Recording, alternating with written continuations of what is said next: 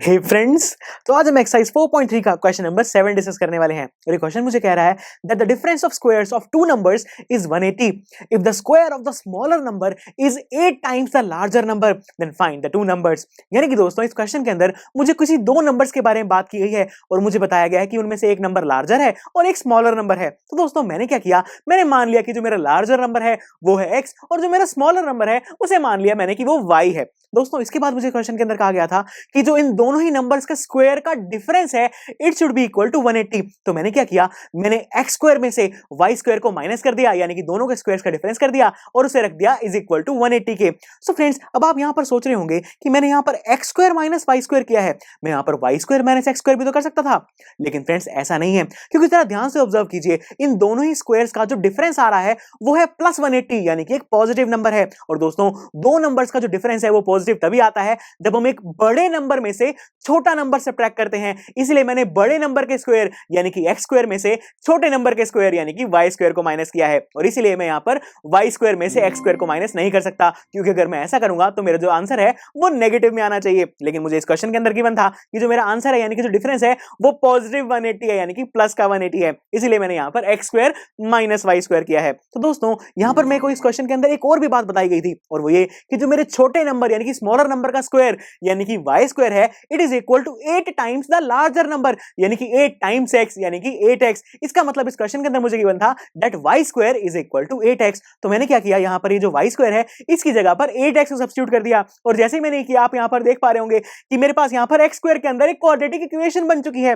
लेकिन फ्रेंड्स ये जो मेरी इक्वेशन है ये अभी तक स्टैंडर्ड फॉर्म में नहीं है, क्योंकि हम जानते हैं कि जो हमारी स्टैंडर्ड फॉर्म है उसकी राइट हैंड साइड पर 0 होता है। तो इसलिए मैंने क्या किया, इस 180 को राइट हैंड साइड से लेफ्ट हैंड साइड पर ले गया कुछ इस तरीके से, और जो मेरी इक्वेशन बन रही है वो है x square minus 8x minus 180 is equal to 0। इसका मतलब अगर मैं इस इक्वेशन को सॉल्व करके x की वैल्यूज निकाल दूं तो मेरे पास मेरे नंबर्स आ जाएंगे। तो चलिए दोस्तों इस इक्वेशन को सॉल्व करना स्टार्ट करते हैं। अब फ्रेंड्स किसी भी क्वाड्रेटिक इक्वेशन को सॉल्व करने के लिए हमारे पास 3 मेथड्स हैं, जो कि फैक्टराइजेशन, कंप्लीटली द स्क्वायर और क्वाड्रेटिक फार्मूला। लेकिन हम हमेशा क्वाड्रेटिक फार्मूला ही अप्लाई करना प्रेफर करेंगे, क्योंकि जो हमारा क्वाड्रेटिक फार्मूला है वो इन सभी से इजी और सबसे शॉर्टेस्ट मेथड है। सो फ्रेंड्स किसी भी क्वाड्रेटिक इक्वेशन को क्वाड्रेटिक फार्मूला से सॉल्व करने के लिए सबसे पहले हमें अपने a, b और c की वैल्यूज को आइडेंटिफाई करना होता है। और ऐसे करने के लिए हम अपने क्वाड्रेटिक इक्वेशन को standard form of quadratic equation यानी कि ax square plus bx plus c is equal to 0 के साथ कंपेयर करते हैं। सो फ्रेंड्स जैसे ही मैंने प्लस ax स्क्वायर को प्लस x स्क्वायर के साथ कंपेयर किया तो मेरे a की वैल्यू आ रही है 1, क्योंकि दोस्तों यहां पर जो मेरा x स्क्वायर है उसके साथ कोई नंबर नहीं लगा हुआ, तो मैं वहां पर 1 तो लगा ही सकता हूं ना। तो इसीलिए जो मेरा a है उसकी वैल्यू मेरे पास 1 आ गई।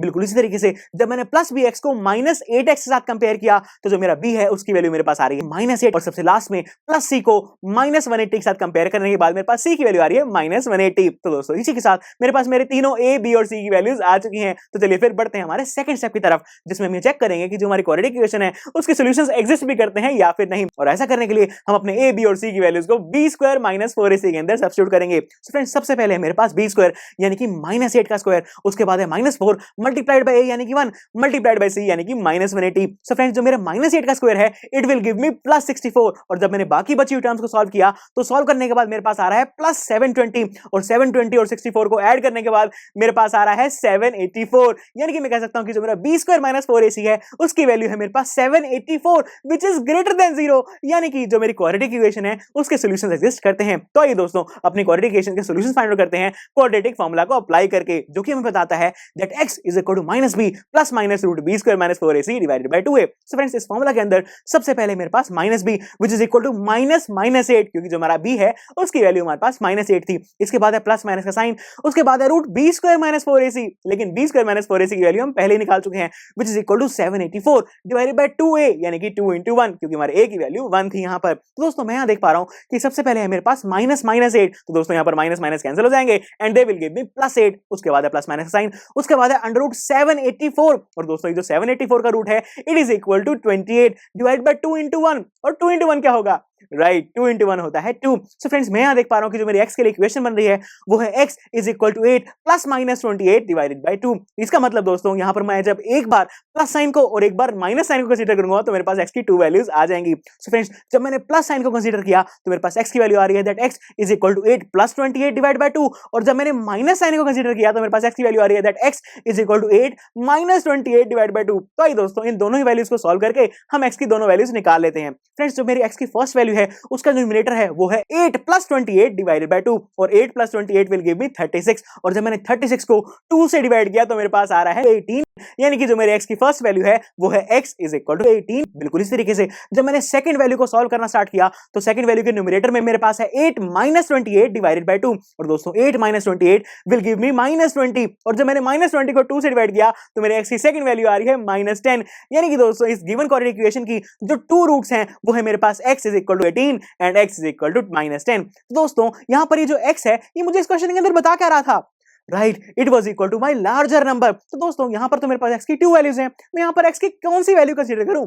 दोस्तों यहां पर तो मैं x की कोई भी वैल्यू कंसीडर कर सकता हूं क्योंकि इस क्वेश्चन के अंदर मुझे x की कोई स्पेसिफिक वैल्यू के बारे में कुछ नहीं बताया गया था कि वो पॉजिटिव है, नेगेटिव है या कैसा होना चाहिए, यानी कि मैं इस क्वेश्चन के अंदर x की किसी भी वैल्यू को कंसीडर कर सकता हूं। तो दोस्तों जब मैंने x = 18 कंसीडर किया तो जो मेरा लार्जर नंबर है क्योंकि वो x के इक्वल था वो आ गया 18, लेकिन फ्रेंड्स जो मेरा स्मॉलर नंबर है वो तो है y, तो मैं यहां से y की वैल्यू कैसे निकालूं? अरे हाँ फ्रेंड्स, मुझे इस क्वेश्चन के अंदर एक रिलेशन गिवन था दैट y² = 8x। तो चलिए दोस्तों यहां पर मैं x की वैल्यू को सब्स्टिट्यूट करके y की वैल्यू सॉल्व कर लेता हूं। तो दोस्तों जैसे ही मैंने x = 18 सब्स्टिट्यूट किया तो सॉल्व करने के बाद मेरे पास आ रहा है y² = 144। लेकिन फ्रेंड्स मैं तो यहां पर y की वैल्यू निकालना चाहता हूं, इसका मतलब मुझे इस स्क्वायर को हटाना होगा और इस स्क्वायर को हटाने के लिए मैंने दोनों ही साइड्स पर अंडर रूट लगा दिया इस इक्वेशन के, जैसा कि आप यहां पर देख ही सकते हैं। और फ्रेंड्स जैसे ही मैंने किया तो मेरे पास सॉल्व करने के बाद y की वैल्यू आ रही है +-12 क्योंकि हमें बहुत अच्छे जानते हैं कि जब भी हम किसी नंबर के ऊपर अंडर रूट लगा के उसे सॉल्व करते हैं तो हम आंसर के साथ प्लस और माइनस दोनों के ही साइंस लगाते हैं। यानी कि दोस्तों मैं कह सकता हूं कि जब मेरा लार्जर नंबर x 18 था तो जो मेरा स्मॉलर नंबर है वो +12 भी हो सकता है और -12 भी हो सकता है। चलिए दोस्तों बिल्कुल इस तरीके से अब हम सेकंड केस भी डिस्कस करते हैं जहां पर जो हमारा x है that will be equal to -10। So friends जब मैंने x को -10 लिया तो मेरा लार्जर नंबर तो -10 आ गया, लेकिन अब y को निकालने के लिए मुझे फिर से वो रिलेशन यूज करना होगा that y² = 8x। So friends y² = 8x में जैसे ही मैंने x की वैल्यू को -10 सब्स्टिट्यूट किया तो मेरे पास मेरा y² आ रहा है -80।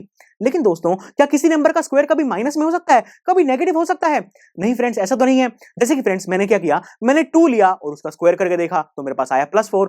मैंने फिर -2 लिया उसका स्क्वायर किया तो भी मेरे पास +4 ही आया। फिर मैंने 0 का स्क्वायर करके देखा तो मेरे पास आया 0। यानी कि दोस्तों चाहे मेरा नंबर पॉजिटिव हो, नेगेटिव हो या 0 ही क्यों ना हो, किसी भी नंबर का स्क्वायर नेगेटिव तो हो ही नहीं सकता। यानी कि दोस्तों y² = -80 तो होना पॉसिबल ही नहीं है। यानी कि दोस्तों मैं कह सकता हूं कि जो मेरा x = -10 है इस वैल्यू को मैं रिजेक्ट कर दूंगा क्योंकि इस वैल्यू के साथ जो मेरा सेकंड नंबर यानी कि y है उसकी करेक्ट वैल्यू नहीं आ पा रही। इसका मतलब जो मेरा फर्स्ट केस था वो करेक्ट केस था जिसके अंदर मेरा लार्जर नंबर 18 था और जो मेरा स्मॉलर नंबर है वो +12 और -12 दोनों में से कोई भी हो सकता है। दोस्तों इसी के साथ हमने इस क्वेश्चन को बहुत अच्छे से समझ लिया और इस क्वेश्चन के अंदर जिन दो नंबर्स की बात की गई थी उन्हें भी बहुत अच्छे से फाइंड आउट कर लिया है। तो चलिए फिर आप इस क्वेश्चन को अपने आप से प्रैक्टिस करके देखिए और मैं मिलता हूं आपसे अगले लेक्चर में।